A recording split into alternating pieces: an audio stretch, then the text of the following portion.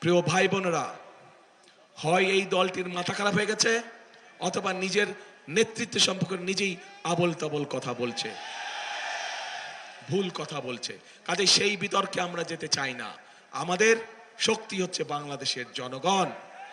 আমাদের শক্তি যেহেতু বাংলাদেশের জনগণ, সেই জন্য বাংলাদেশের জনগণের কাছে আমরা ফিরে যেতে চাই। আমাদের শক্তি যেহেতু বাংলাদেশের জনগণ, সেই জন্য বাংলাদেশের জনগণের কাছে আমরা ভালো মন্দ যা কিছু আছে সবকিছুর রায় আমরা বাংলাদেশের মানুষের কাছেই রেখে দিতে চাই।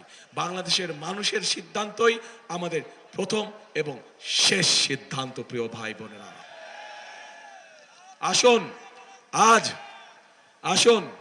আজ সময় এসেছে ষড়যন্ত্রের জবাব দেবার।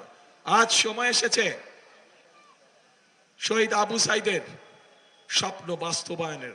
আজ সময় এসেছে বাংলাদেশের মানুষের ভাগ্যের পরিবর্তনের।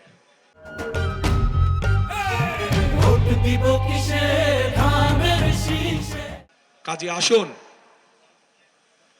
সব সময় সৎ সুযোগ সব সময় আসে না।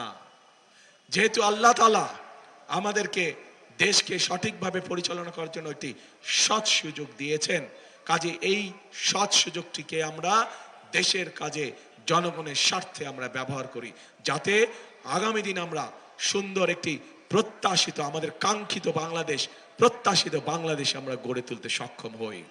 এবং সে কারণেই প্রিয় ভাই বোনেরা, এই দেশকে গড়ে তুলতে হলে আমাদের সকলকে একসাথে পরিশ্রম করতে হবে। এবং আমরা যদি সকলে একসাথে ঐক্যবদ্ধ থাকি, আমরা যদি সকলে একসাথে পরিশ্রম করি, তাহলে এই উত্তরাঞ্চল, এই রংপুর বিভাগ কখনোই ওই যে মঙ্গা পীড়িত বলে কোনোভাবেই এটা থাকতে পারে না, অনুন্নত বলে, উন্নয়নের ছোঁয়া নেই বলে কোনোভাবেই এটা থাকতে পারে না।